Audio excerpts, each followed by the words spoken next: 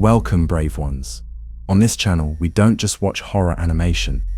We peel back each story to expose the rot beneath, share perspectives, and connect through the darkness. Tonight, we're not just watching a story about science. We're watching a story about obsession, the kind that wears a lab coat and calls itself progress. Dane thought he was a patient searching for a cure, but in the eyes of Dr. Louis, he was never a man, only a project. A test subject in humanity's endless pursuit of perfection. When bones break and rebuild, when the body becomes a battlefield between what's human and what's engineered, you have to ask, how far are we willing to go to fix what we think is broken? What you're about to see isn't just body horror. It's the reflection of a world where even our DNA isn't safe from human vanity. Don't forget to like, share, and subscribe, because on this channel, the more you watch, the deeper it cuts. That's the nightmare behind this episode. The story of a sperm donor who thought he was giving life, but ended up losing his own humanity. Now, let us begin.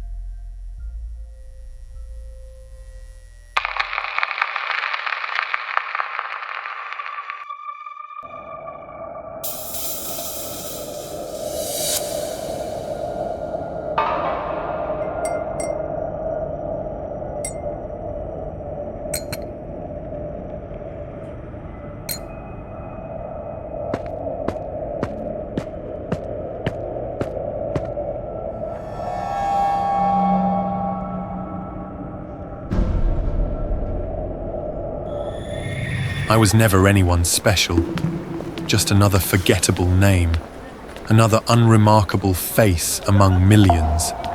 My life followed a quiet rhythm, filled with just enough work to get by and a modest apartment where I could retreat from the world. It wasn't exciting, but it felt safe. And most of all, it was mine. Then the pain started. It began as a vague stiffness in my fingers, the kind that follows a poor night's sleep. But it didn't go away. I woke up one morning to find my wrists bent backward in unnatural angles, my hands trembling as if someone else had twisted them while I slept. The veins beneath my skin swelled in strange spirals, crawling like vines beneath the surface. My skin began to peel, not from dryness, but from something deeper, as though something inside me wanted to shed the shell it no longer recognized. I went from one clinic to another, clinging to the fragile hope that someone, anyone, might recognize what was happening to me. The doctors ran every test they could think of, but all I ever got in return were puzzled looks and gentle shakes of the head. And while everything remained uncertain, the pain inside me only grew worse, turning sharper, deeper, as if it were slowly eating away at my very bones from the inside out. Then I was referred to Dr. Louis, a renowned geneticist known for tackling rare and difficult conditions. The institute where he worked felt different, silent, sterile, and watchful. When we met, he didn't look confused or concerned. He looked intrigued. Your case is unique, he said after examining my scans. I believe your body isn't failing. It's adapting. With a full genetic workup, I may be able to stabilize the changes. His confidence made me feel for the first time that maybe there was hope. So I said yes. Every time my condition worsened, I returned. My joints stiffened, my skin cracked open, and sometimes I bled without any visible wound. Louis was always ready, always calm, sometimes even eager. He asked to monitor me overnight, citing unusual biological responses and a need for close observation. One night, as I waited in the hallway, I saw a man escorted into a restricted zone marked Sperm Donation Facility. He was entirely covered, hood pulled low, and though he only glanced at me for a second, something about him disturbed me in a way I couldn't explain, like he wasn't truly there. Soon the symptoms escalated. My sight blurred. My ears rang. I couldn't sit for long without sharp pain in my back. I touched my spine one morning and felt ridges rising beneath the skin, new bones reshaping me. When I told Lewis, he responded not with concern but with quiet excitement. You're progressing faster than I anticipated, He said, almost in awe. I wanted to walk away, but fear held me in place. I was no longer sure what would happen if I left, whether my body would survive it, or whether I would become something even worse, alone. Then, one night, I woke to agony. I stumbled to the bathroom, pulled off my shirt, and saw my back split open. The skin had torn along my spine, not from trauma, but from pressure within. Something had pushed out, forcing its way through. I ran to the institute in the middle of the night, drenched in sweat and blood. Louis was waiting for me, as if he had known I would come. It's time, He said quietly, and led me into a part of the building I had never seen. Down a hallway, into a sealed room lined with glass tanks, tissue samples, embryonic models, and documents marked by strange codes. I realized in that moment that this wasn't a clinic, it was a lab. I turned to leave, panic rising, but he was already behind me with a syringe. I felt the needle sink into my neck, and moments later my limbs gave out.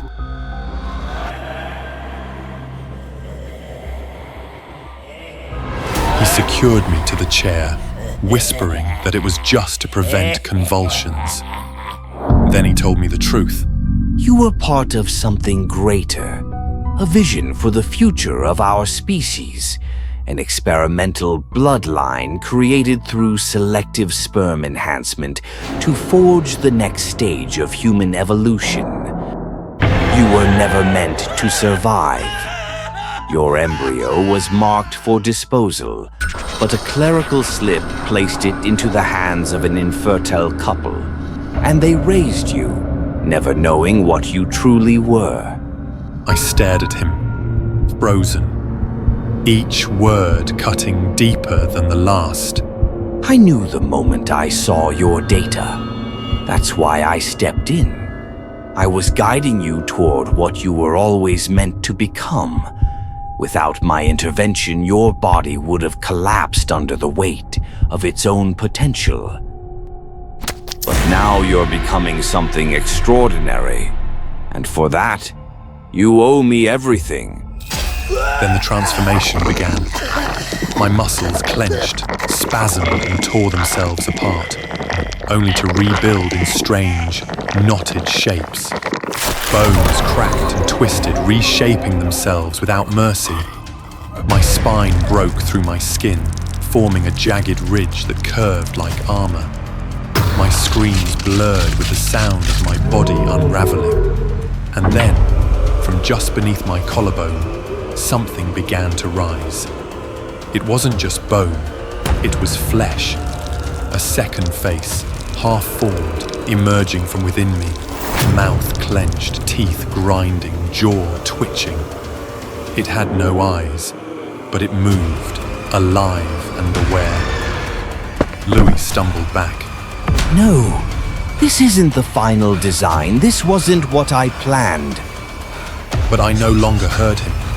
Something inside me had broken loose, not just in body, but in mind. The pain, the betrayal, the realization that I had never truly been human, all flooded through me, drowning whatever pieces of reason remained. I moved before I even knew I had. My body, mutated, monstrous, lunged toward him.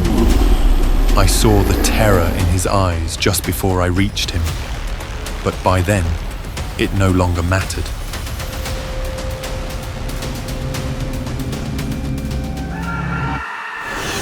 He created me. Now he would pay for what I had become. As for me, the ordinary life I had once known had been completely destroyed. I no longer knew what I had become.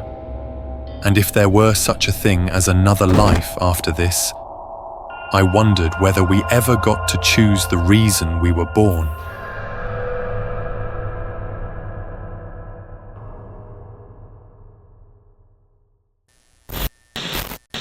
Welcome to the Deep Dive. Today, you've brought us, well, a truly unsettling piece of speculative horror.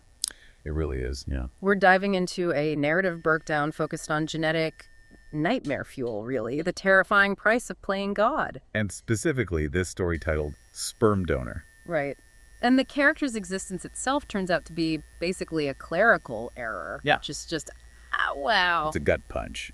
Our mission today is to move beyond just summarizing and really analyze how this story constructs betrayal and body horror. We're looking at Dane, the central character. He starts as, an unremarkable face among millions. And ends up as a physical and psychological catastrophe. Yeah. He finds out he's a flaw product, Synfom, Yeah. from this huge failed DNA experiment. And the guide on this journey, if you can call it that, is Dr. Louis, expert geneticist, who pretty quickly drops the Doctor Act and reveals this deeply chilling mad scientist complex. Absolutely. Louis isn't just the bad guy. The narrative uses him almost like a clinical guide through Dane's own, destruction. Yeah, it's quite effective.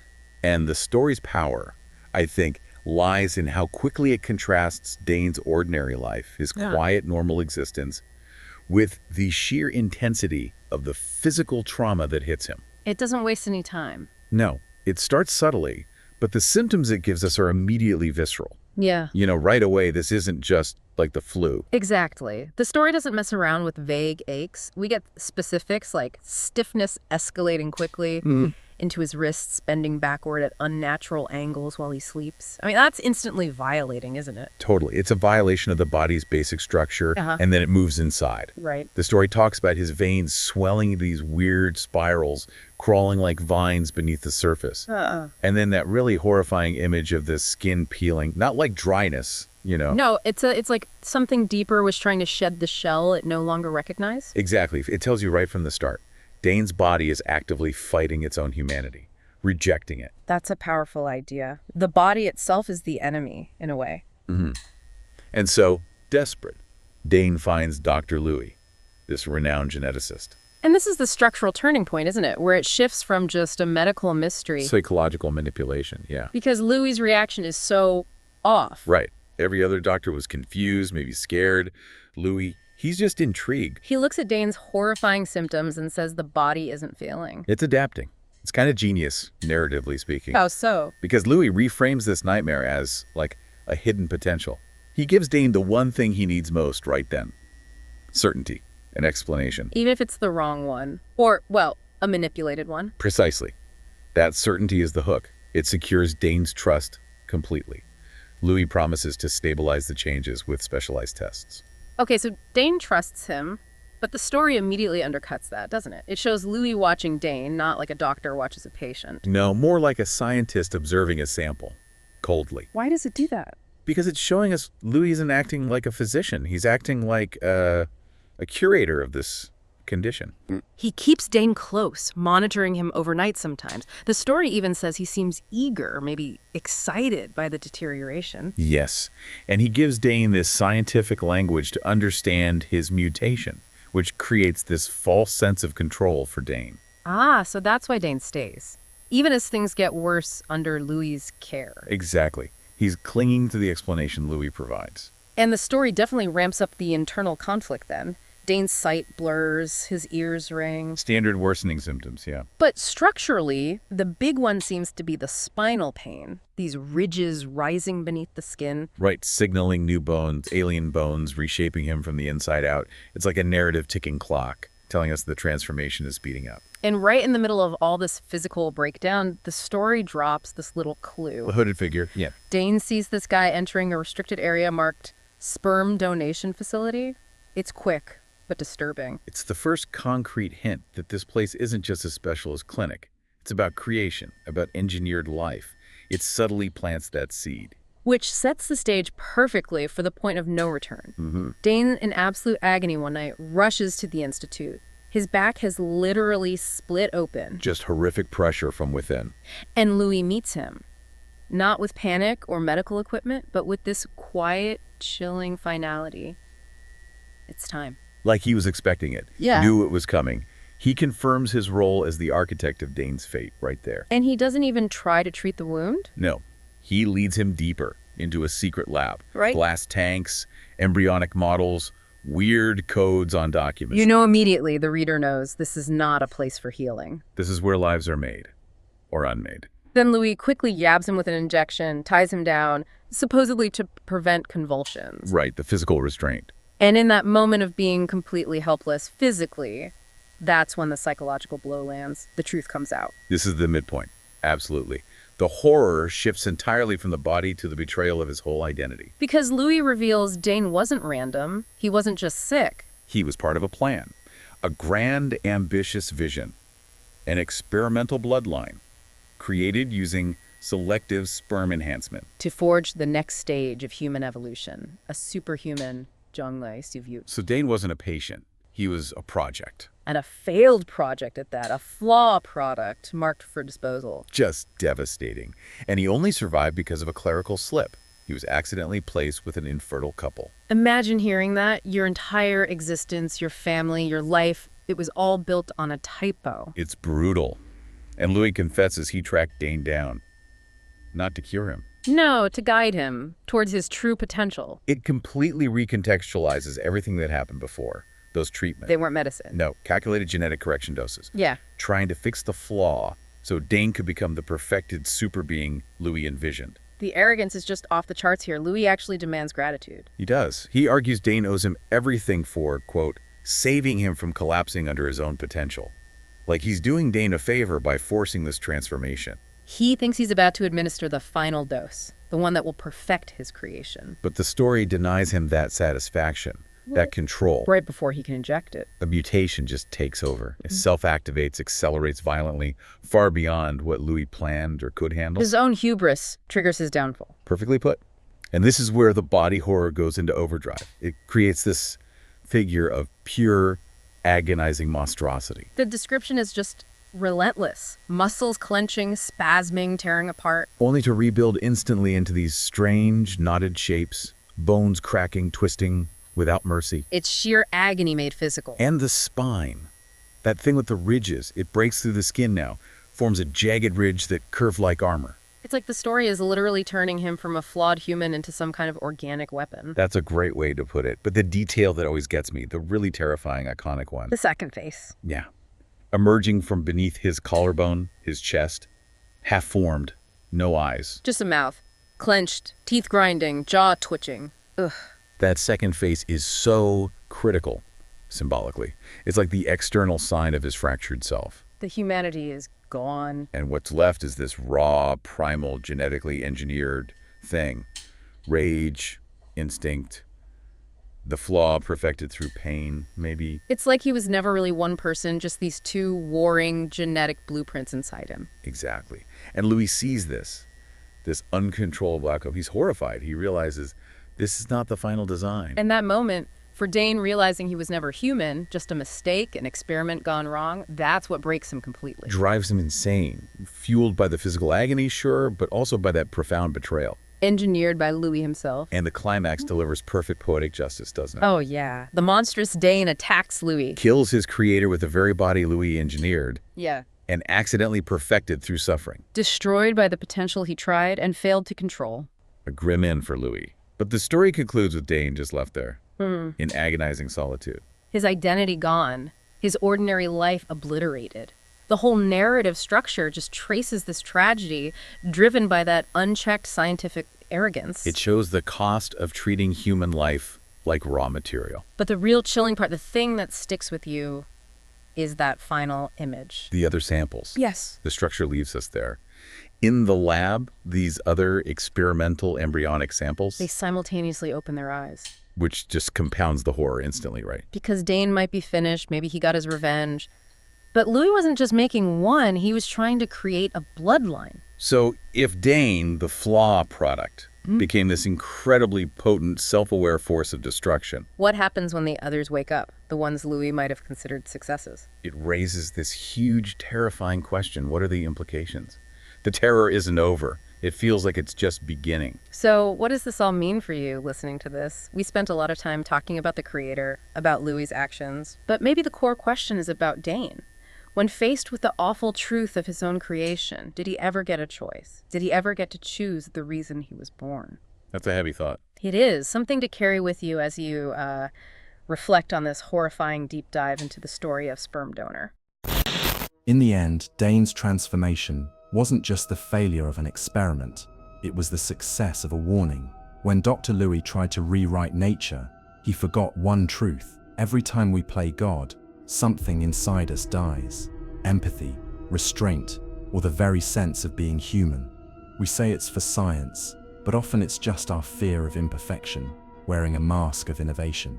And maybe that's the real horror here, not the monster Dane became, but the monster that made him. Because in a world obsessed with upgrading the human body, sooner or later, we'll run out of things to fix and start fixing ourselves until there's nothing left that's real.